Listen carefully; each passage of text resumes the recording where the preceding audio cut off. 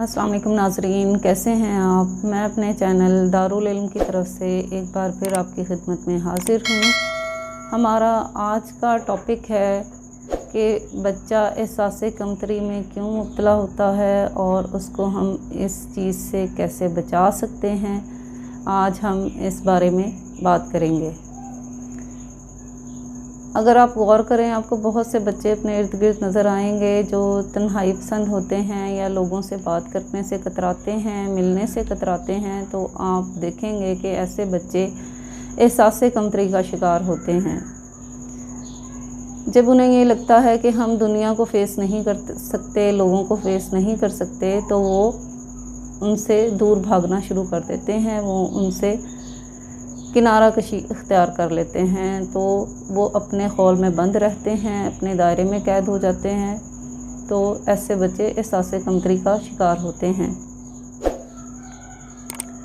तो ऐसे बच्चे जो एहसास कमतरी का शिकार हों, तो आप देखें कि उनमें ऐसी कौन सी वजूहात आपको नज़र आएंगी जिसकी वजह से बच्चा एहसास कमतरी का शिकार हो रहा है। अगर आपके अपने बच्चों में कोई बच्चा इस तरह एहसास कमतरी का शिकार है या लोगों से मेल जोल पसंद नहीं करता या उसके दोस्त बहुत कम हैं, वो घर से बाहर निकलना पसंद नहीं करता, तो आप देखें कि उसके क्या रीज़न्स हैं और उसको कैसे फ़िलअप किया जा सकता है। जो बच्चे इस मसले का शिकार होते हैं, वालिदैन को चाहिए कि उन पर ख़ासी तवज्जो दें कि वो इस मसले से बाहर निकल सकें, क्योंकि बच्चा ये नहीं जानता कि वो क्या बिहेवियर अपना रहा है, उसका क्या रवैया है, उसमें चेंज क्यों आ रहा है। जो वालिदैन उसको समझा सकते हैं, जो जज कर सकते हैं, वो और कोई भी नहीं कर सकता। इसलिए वालिदैन की ज़िम्मेदारी बहुत बड़ी होती है। उनको चाहिए कि अपने बच्चे पर पूरी तवज्जो दें और उसको वक्त दें। जब आप बच्चे को वक्त देते हैं तो बच्चा आपके सामने आईने की तरह आ जाता है। उसके सारे मसाइल, उसकी सारी रूटीन आपके सामने आ जाती है और आप उसको सामने रख कर उसके मसाइल हल कर सकते हैं, ज़्यादा बेहतर तरीके से हल कर सकते हैं।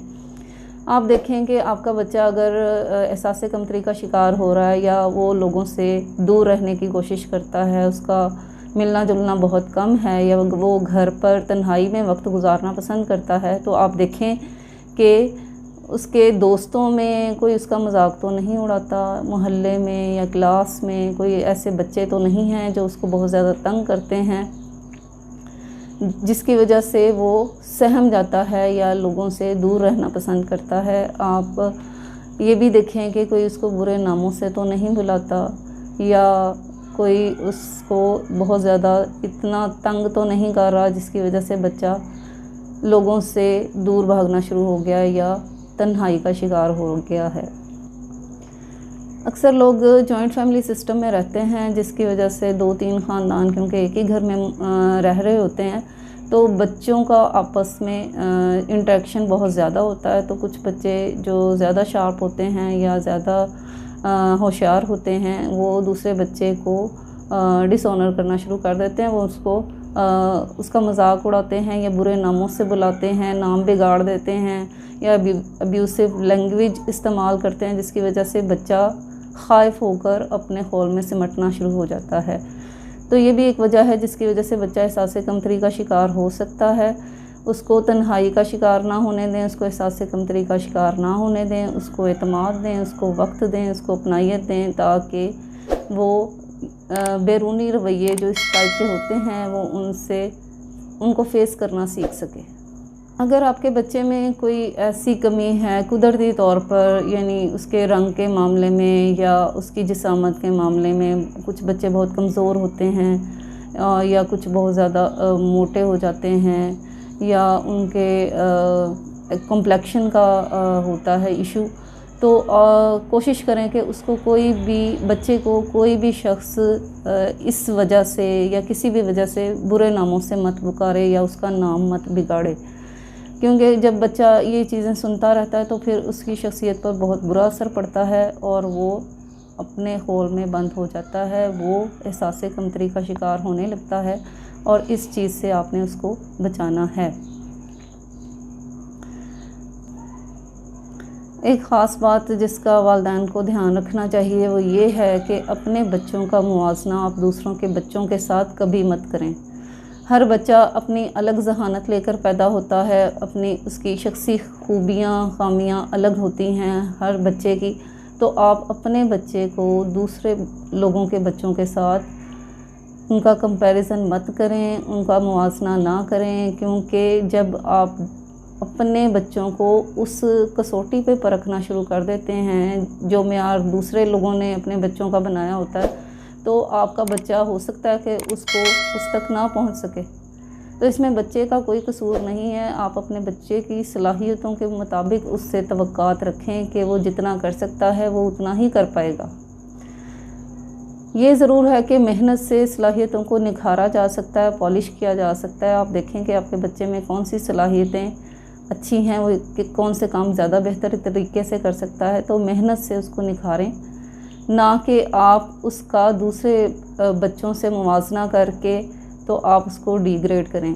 बहुत से ख़ानदानों में ऐसा होता है कि कुछ बच्चे बहुत ज़्यादा शार्प होते हैं, वो बहुत अच्छे रिज़ल्ट और ग्रेड्स लेके आते हैं, और अगर आपका बच्चा नॉर्मल ज़हानत का मालिक है और वो इतना नहीं कर पाता, तो इसका ये मतलब नहीं है कि उसने मेहनत नहीं की या उसने एग्ज़ाम की टेंशन नहीं ली।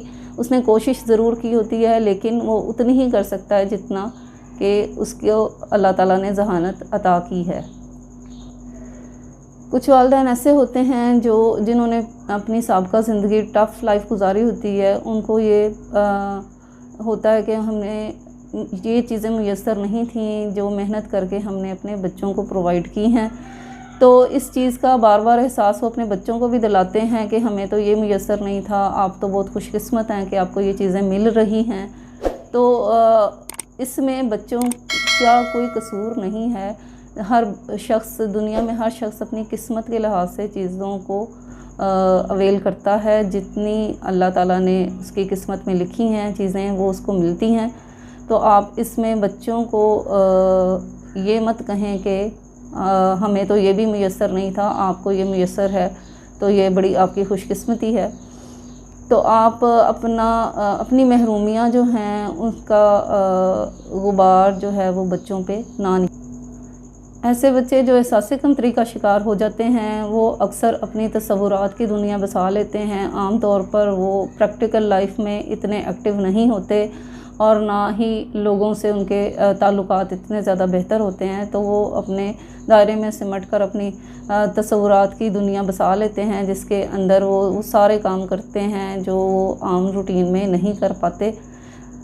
एक दूसरी चीज़, ऐसा बच्चा जो एहसास कमतरी का शिकार हो, वो नाकामी का खौफ बहुत ज़्यादा दिल में पाल लेता है। उसको ये लगता है कि मैं ये काम नहीं कर सकता, या अगर मैं करूँगा तो मैं इसमें कामयाब नहीं होऊंगा।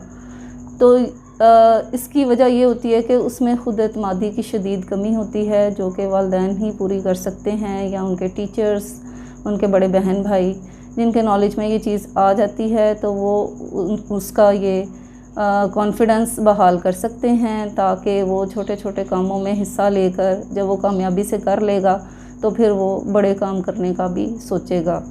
तो ये वालिदैन की ख़ास ज़िम्मेदारी है कि वो बच्चे में एतमाद बहाल करें, उसको नॉर्मल रूटीन की तरफ लेकर आएँ, उसमें ये एहसास जगाएं कि वो ये काम कर सकता है, बहुत बेहतर तरीके से कर सकता है। तो जब बच्चा ये एहसास अपने अंदर पाएगा तो ये काम वो कर लेगा और वो एहसास कमतरी के होल से बाहर आ सकता है।